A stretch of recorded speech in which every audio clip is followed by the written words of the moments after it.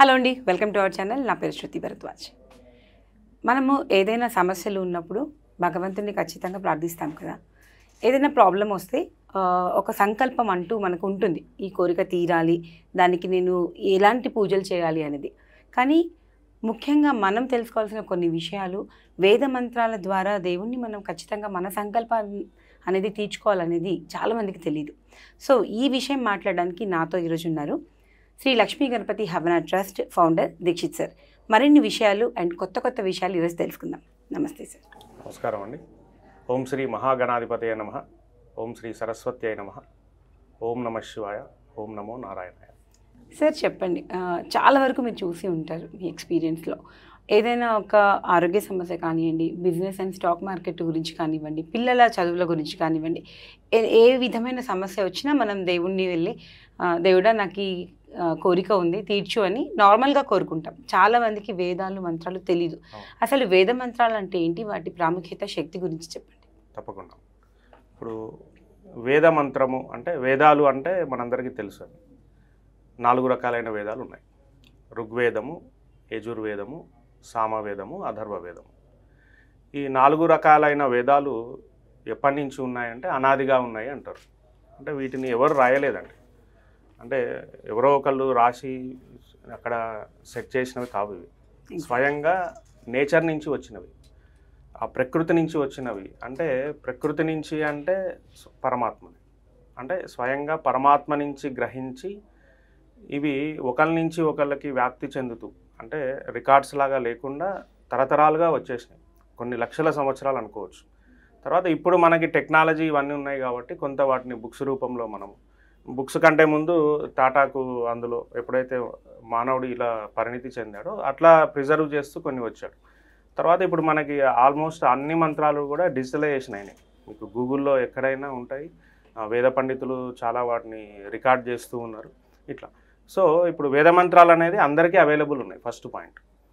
వేద మంత్రము అంటే ఏంటి అంటే, ఇది ఒక చక్కనైన ఒక సంస్కృత అక్షరాలతో కూడిన పదాలతో కూడినటువంటి వాక్యాలు.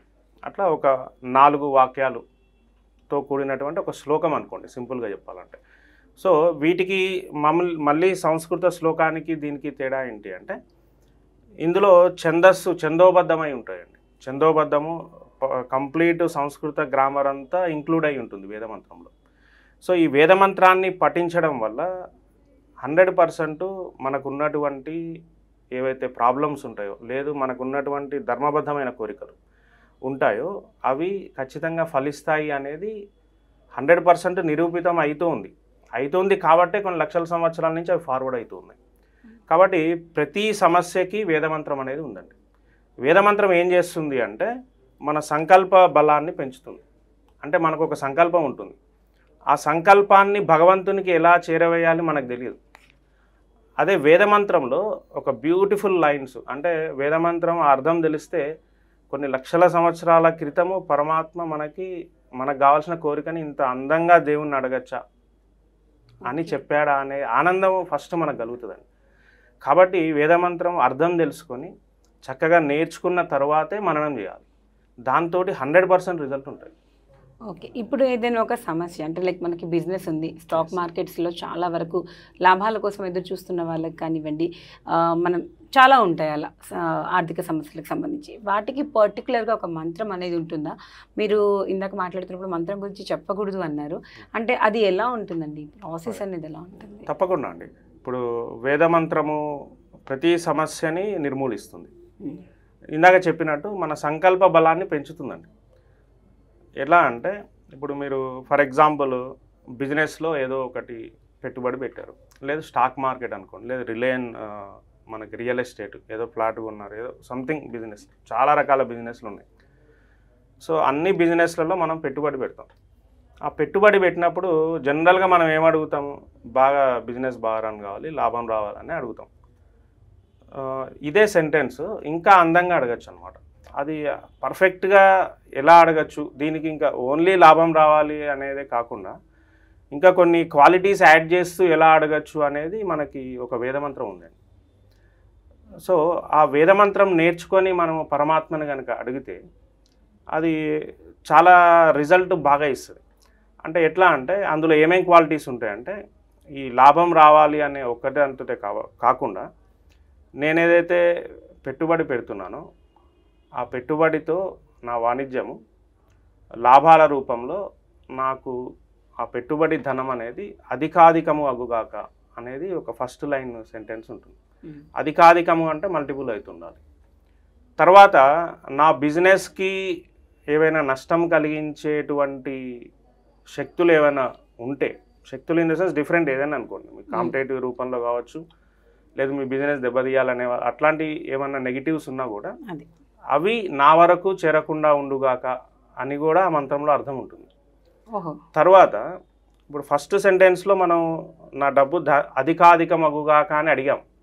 అడిగిన తర్వాత నీకు బాగా డబ్బు వచ్చింది, ఆ డబ్బుతోటి మరి నువ్వు ఎట్లా ఉండాలి అది కూడా అడుగుతాం. ఆ డబ్బు నాకు ప్రశాంతతనివ్వాలి, ఆ ధనం ఏదైతే ఉందో అది నాకు ప్రశాంతతనివ్వాలి, అంతే కదండి. ఏదో డబ్బు వస్తుంది ఎక్కడి నుంచో, దాంతో మనకి క్లారిటీ లేదు, టెన్షన్ స్టార్ట్ అయ్యి మళ్ళీ ఇంకోటి ప్రాబ్లమ్స్ వస్తే ఇబ్బంది. కాబట్టి ఆ ధనము నాకు ప్రశాంతతని కూడా ఇవ్వాలి అని అడుగుతాం. ప్రశాంతతే కాకుండా నాకు ఐశ్వర్యం కావాలండి. ఐశ్వర్యము అంటే మనకున్న సంపదని అనుభవించడం. అంటే చూడండి ఇక్కడ ఎన్ని సీక్వెన్స్ ఆర్డర్లు అడుగుతున్నాం. నాకు ఐశ్వర్యం కావాలని కూడా ఆ మంత్రంలో ఉంటుంది. అంటే నాకు వచ్చే డబ్బుతో నేను హ్యాపీగా ఎంజాయ్ చేయాలి అది. తర్వాత ఐశ్వర్యముతో పాటు తేజస్సు అడుగుతాం. అంటే నాకు నేమ్ అండ్ ఫేమ్ రావాలి. అంటే ఒక మార్కెట్లో ఒక మంచి నేమ్, వీళ్ళు బిజినెస్ పర్ఫెక్ట్గా చేస్తారు, న్యాయబద్ధంగా చేస్తారు, బాగుంటుంది క్వాలిటీ అనేది, ఇట్లాంటి నేమ్ కూడా వెళ్ళాలి అనేది తేజస్సు అంటే. తర్వాత లాస్ట్గా ప్రజాపాలన కూడా అడుగుతాం. ప్రజాపాలన అంటే అది ఎంత పెద్ద అర్థం వస్తుంది చూడండి. మీకు బాగా డబ్బులు వచ్చేసి మంచి నేమ్ అండ్ ఫేమ్ వస్తే రేపొద్దున మీరు ఎమ్మెల్యే కావచ్చు, ఎంపీ కావచ్చు, సీఎం కావచ్చు, పిఎం కావచ్చు, చెప్పలేదు. అది కాకుండా మీ బిజినెస్ ఎక్స్పాండ్ చేసుకొని చక్కగా మీ దగ్గర పనిచేసే వాళ్ళని ప్రశాంతంగా ఉంచేటట్టు వాళ్ళ దగ్గర శాలరీస్ ఇచ్చేంత శక్తి కూడా మీకు కావాలి అని అడుగుతాం.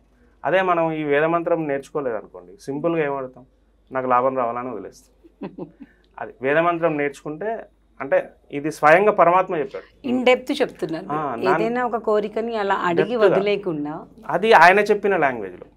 వేద మంత్రం అని నేను పర్టికులర్ ఎందుకు అంటున్నా అంటే ఇవి ఎవరు రాసినవి కాదు, నేనేదో కొత్తగా రాసింది కాదు, పరమాత్మ చెప్పిందే మహర్షులు మనకి అందిస్తూ ఉన్నారు. ఇప్పుడు కూడా ఎవరైతే వేద మంత్రాల మీద అధ్యయనం చేస్తారో వాళ్ళందరూ మహర్షులేనండి. కాబట్టి ఈ వేద మంత్రము నేర్చుకుంటే ఇప్పుడు అన్ని సెంటెన్సెస్ నేను ఇక్కడ చెప్పలేను, ఎందుకంటే నేను చెప్పింది వెళ్తుంది అంటే ఇప్పుడు ఫర్ ఎగ్జాంపుల్ నా వాయిస్ నుంచి బయటికి వెళ్ళొచ్చు, కానీ దాన్ని యాజ్ ఇట్ ఈజ్గా నేర్చుకోకూడదు ఎవరు. అది క్షుణ్ణంగా ఒక గురువు దగ్గర నేర్చుకొని దాని అర్థం తెలుసుకొని మననం చేయాలి, అప్పుడే దాని ఫలితం ఉంటుంది. ఒక 10 కోరికల్ని ఒక వ్యక్తి 10 రకాలుగా కోరుకోకుండా మీరు అనుకున్న ఒక సంకల్పాన్ని ఖచ్చితంగా ఆ వేలో వెళ్ళాలంటారు. అదే అండి, అంటే ఒక డెప్త్గా అడుగుతాం అనమాట. అంటే ఒక మంచి పోయెట్ 4 సెంటెన్సెస్ రాస్తే ఎంత అందంగా ఉంటుందో వేదమంత్రం అంత అందంగా ఉంటుంది. అది మీరు అర్థం తెలుసుకొని ఆ దేవుడి ముందు మీరు ప్రార్థన చేస్తుంటే, మీరు ఏ దేవునైనా కోరుకోండి, తిరుమల తిరుపతి వెళ్ళొచ్చు, శ్రీకాళహస్తి వెళ్ళండి, శ్రీశైలం వెళ్ళండి, మీ ఇష్టదేవత ఎవరైనా కావచ్చు, కొల్హాపూర్ మహాలక్ష్మి అమ్మవారి దగ్గరికి వెళ్ళండి, లేదు లోకల్ ఆంజనేయ స్వామి టెంపుల్కి వెళ్ళండి, మీ కాలనీ గుడికి వెళ్ళండి, లేదు మీ ఇంట్లో హోమం చేసుకుంటారు, పూజలు చేసుకుంటారు. ఇవి జరిగేటప్పుడు ఈ మనసులో ఆ వేదమంత్రం మీరు అనుకోండి. అంటే ఈ వేదమంత్రం అర్థం మీకు తెలిసింది కదండి. అంటే నేను చేసే బిజినెస్తో నాకు ఇన్ని ప్రాఫిట్స్ రావాలని జస్ట్ 4 లైన్స్లో అడుగుతున్నాను. అది ఆ పరమాత్మ చెప్పిన ఆర్డర్లో అడుగుతున్నాను. కాబట్టి ఆ పరమాత్మ లాంగ్వేజ్ కాబట్టి ఇది ఒక పాస్వర్డ్ లాగా పనిచేసి మీకు ఖచ్చితంగా బిజినెస్లో సక్సెస్ అనేది వస్తుంది. ఇందులో ఎలాంటి సందేహం అసలు అవసరమే లేదు, ఎందుకంటే అది వేదమంత్రం కాబట్టి. ఇప్పుడు మీ ఛానల్ నుంచి నేను ఆ వేదమంత్రంలో ఒక సెంటెన్స్, ఏన ధనేన ప్రపన్నం చరామి ధనేన దేవా ధనమిచ్చమానః అనేది ఒక లైన్ మాత్రం చదివానండి. మీరు అనొచ్చు, సార్ మరి అసలు